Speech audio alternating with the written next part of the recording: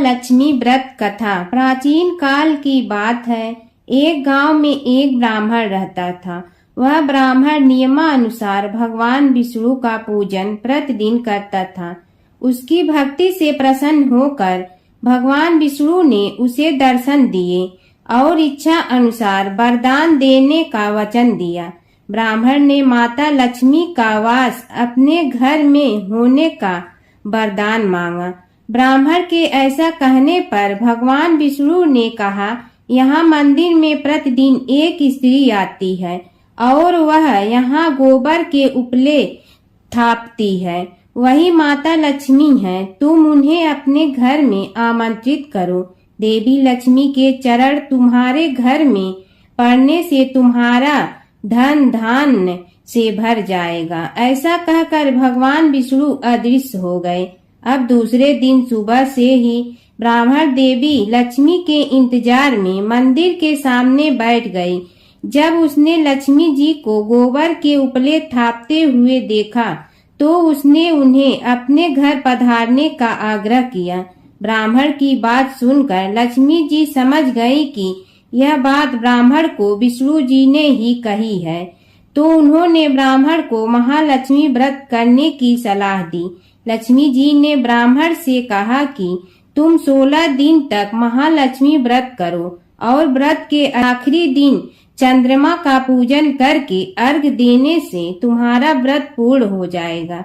ब्राह्मण ने भी महालक्ष्मी के कहे अनुसार व्रत किया और देवी लक्ष्मी ने भी उनकी मनोकामना पूर्ण की। उसी दिन से यह व्रत श्रद्धा से किया जाता है। बोलो। एक समय महर्षि श्री वेद व्यास जी हस्तिनापुर पधारे। उनका आगमन सुन महाराज धृतराष्ट्र उनको आदर सहित राजमहल में ले गए। स्वर्ण सिंहासन पर विराजमान कर चरणोदक ले उनका पूजन किया। श्री व्यास जी से माता कुंती तथा गांधारी ने हाथ जोड़कर प्रश्न किया, हे महामुनि, आप त्रिकालदर्शी हैं, अतः आपसे हमारी प्रार्थना है कि आप हमको कोई ऐसा सरल व्रत तथा पूजन बताएं जिससे हमारा राज्य लक्ष्मी सुख संपत्ति पुत्र पौत्रादि व परिवार सुखी रहे। इतना सुन श्री वेद व्यास जी कहने लगे, हम एक ऐसा व्रत का पूजन व वर्णन कहते हैं जिससे सदा लक्ष्मी जी का निवास होकर सुख समृद्धि की वृद्धि होती है। यह श्री महालक्ष्मी जी का व्रत है जिसे प्रतिवर्ष आश्विन कृष्ण अष्टमी को विधिवत किया जाता है। हे महामुनि, इस व्रत की विधि हमें विस्तार पूर्वक बताने की कृपा करें। तब व्यास जी बोले, हे देवी, यह व्रत भाद्रपद शुक्ल अष्टमी से प्रारंभ किया जाता है। इस दिन स्नान करके 16 सूत के धागों का डोरा बनाएं, उसमें 16 गांठ लगाएं, हल्दी से पीला करें। प्रतिदिन 16 दूब व 16 गेहूं डोरे को चढ़ाएं। आश्विन कुंवार कृष्ण अष्टमी के दिन उपवास रखकर मिट्टी के हाथी पर श्री महालक्ष्मी जी की प्रतिमा स्थापित कर विधि पूर्वक पूजन करें। इस प्रकार श्रद्धा भक्ति सहित महालक्ष्मी जी का व्रत पूजन करने से आप लोगों की राज्य लक्ष्मी में सदा अभिवृद्धि होती रहेगी। इस प्रकार व्रत का विधान बताकर श्री वेद व्यास जी अपने आश्रम को प्रस्थान कर गए। इधर समय अनुसार भाद्रपद शुक्ल अष्टमी से गांधारी तथा कुंती अपने अपने महलों में नगर की स्त्रियों सहित व्रत का आरंभ करने लगी। इस प्रकार 15 दिन बीत गए। 16वें दिन आश्विन कृष्ण अष्टमी के दिन गांधारी ने नगर की सभी प्रतिष्ठित महिलाओं को पूजन के लिए अपने महल में बुलवा लिया। माता कुंती के यहाँ कोई भी महिला पूजन के लिए नहीं आई। साथ ही माता कुंती को भी गांधारी ने नहीं बुलाया। ऐसा करने से माता कुंती ने अपना बड़ा अपमान समझा। उन्होंने पूजन की कोई तैयारी नहीं की। एवं उदास होकर बैठ गए। जब पांचों पांडव युधिष्ठिर, अर्जुन, भीम, नकुल और सहदेव महल में आए तो कुंती को उदास देखकर पूछा, हे माता, आप इस प्रकार उदास क्यों हैं? आपने पूजन की तैयारी क्यों नहीं की? तब माता कुंती ने कहा, हे पुत्र, आज महालक्ष्मी जी के व्रत का उत्सव गांधारी के महल में मनाया जा रहा है। उन्होंने नगर की समस्त महिलाओं को बुला लिया और उसके 100 पुत्रों ने मिट्टी का एक विशाल हाथी बनाया, जिस कारण सभी महिलाएं उस बड़े हाथी का पूजन करने के लिए गांधारी के यहाँ चली गईं, लेकिन मेरे यहाँ नहीं आई। यह सुनकर अर्जुन ने कहा, हे माता, आप पूजन की तैयारी करें और नगर में बुलावा लगवा दें कि हमारे यहाँ स्वर्ग के ऐरावत हाथी की पूजन होगी।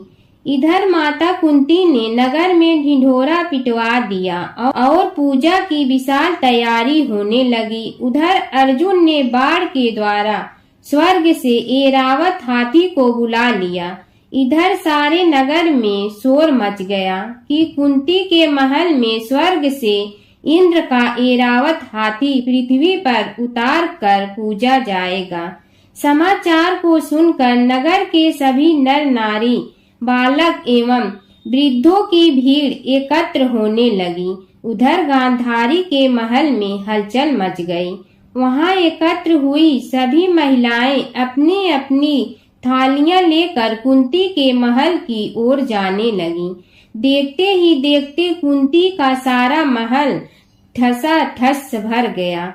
माता कुंती ने ऐरावत को खड़ा करने हेतु अनेक रंगों के चौक पुरवाकर नवीन रेशमी वस्त्र बिछवा दिए। नगरवासी स्वागत की तैयारी में फूल, माला, अबीर, गुलाल, केसर हाथों में लिए पंक्तिबद्ध खड़े थे।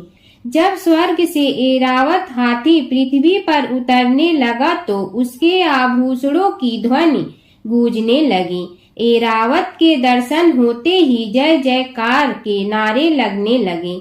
सायंकाल के समय इंद्र का भेजा हुआ हाथी ऐरावत माता कुंती के भवन के चौक में उतर आया। तब सब नर नारियों ने पुष्प, माला, अबीर, गुलाल, केसर आदि सुगंधित पदार्थ चढ़ाकर उसका स्वागत किया। राज्य पुरोहित द्वारा ऐरावत पर महालक्ष्मी जी की मूर्ति स्थापित करके वेद मंत्रोच्चारण द्वारा पूजन किया गया। नगरवासियों ने भी महालक्ष्मी पूजन किया। फिर अनेक प्रकार के पकवान लेकर ऐरावत को खिलाए और यमुना का जल उसे पिलाया गया। राज्य पुरोहित द्वारा स्वस्ति वाचन करके महिलाओं द्वारा महालक्ष्मी का पूजन कराया गया। 16 गांठों वाला डोरा लक्ष्मी जी को चढ़ाकर अपने अपने हाथों में बांध लिया। ब्राह्मणों को भोजन कराया गया। दक्षिणा के रूप में स्वर्ग आभूषण, वस्त्र आदि दिया गया।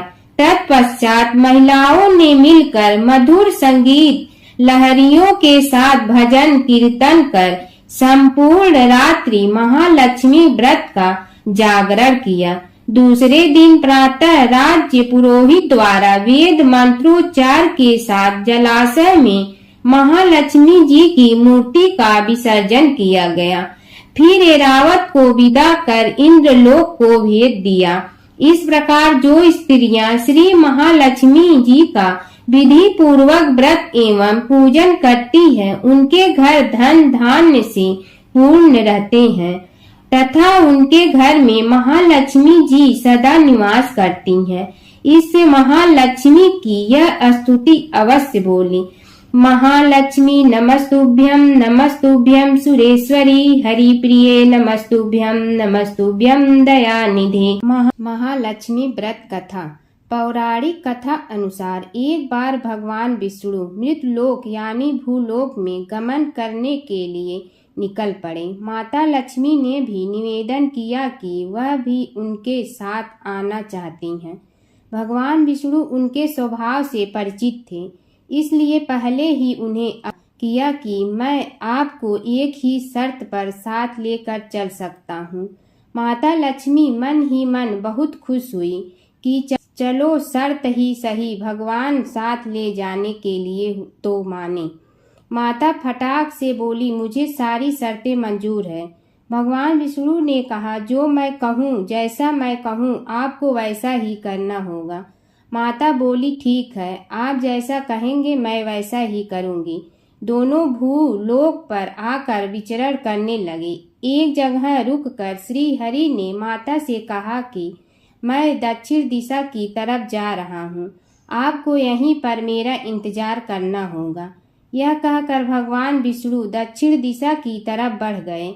अब माता को जिज्ञासा हुई कि दक्षिण दिशा में ऐसा क्या है जो भगवान मुझे वहां नहीं ले जाना चाहते हैं। माता का स्वभाव तो वैसे भी चंचल ही माना जाता है। उनसे वहां पर ज्यादा देर नहीं रुका गया और वे भगवान विष्णु की तरफ ही बढ़ने लगी। आगे जाकर माता को सरसों का खेत दिखाई दिया। उसकी सुंदरता ने माता का मन मोह लिया।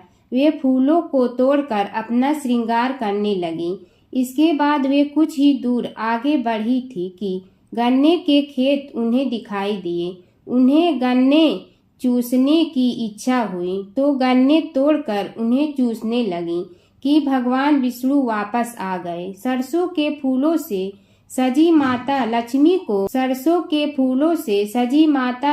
को गन्ना चूसते हुए देखकर भगवान विष्णु उन पर क्रोधित हो गए। भगवान ने कहा कि आपने अपने शर्त का उल्लंघन किया है। मैंने आपको वहां रुकने के लिए कहा था, लेकिन आप नहीं रुकी और यहाँ किसान के खेतों से फूल व गन्ने तोड़कर आपने अपराध किया है। इसकी आपको सजा मिलेगी। भगवान विष्णु ने माता लक्ष्मी को 12 वर्ष तक किसान की सेवा करने का श्राप दे दिया और स्वयं क्षीर सागर गमन कर गए। अब विवश माता लक्ष्मी को किसान के घर रहना पड़ा। एक दिन माता लक्ष्मी ने किसान की पत्नी को देवी लक्ष्मी की प्रतिमा की पूजा करने को कहा और बोला कि इससे तुम जो भी मांगोगी तुम्हें मिलेगा। कृषक की पत्नी ने वैसा ही किया। कुछ ही दिनों में उनका घर धन धान से पूर्ण हो गया। हंसी खुशी समृद्धि में 12 साल का समय बीत गया। जब भगवान विष्णु माता लक्ष्मी को लेने के लिए आए तो किसान ने माता को न जाने देने का हठ किया। इस पर माता लक्ष्मी ने कहा कि कार्तिक कृष्ण पक्ष की 13 के दिन यदि वह विधि पूर्वक मेरी पूजा करे तो वह उसके घर में नहीं जाएंगी, लेकिन वह इस दौरान उन्हें दिखाई नहीं देगी। वह एक कलश की स्थापना करे और उसमें कुछ धन रखे, यानी धन की लक्ष्मी का रूप होगा। इस प्रकार 13 के दिन किसान ने माता के बताए अनुसार ही पूजा कर कलश स्थापना की और किसान का घर धन धान से पूर्ण रहने लगा।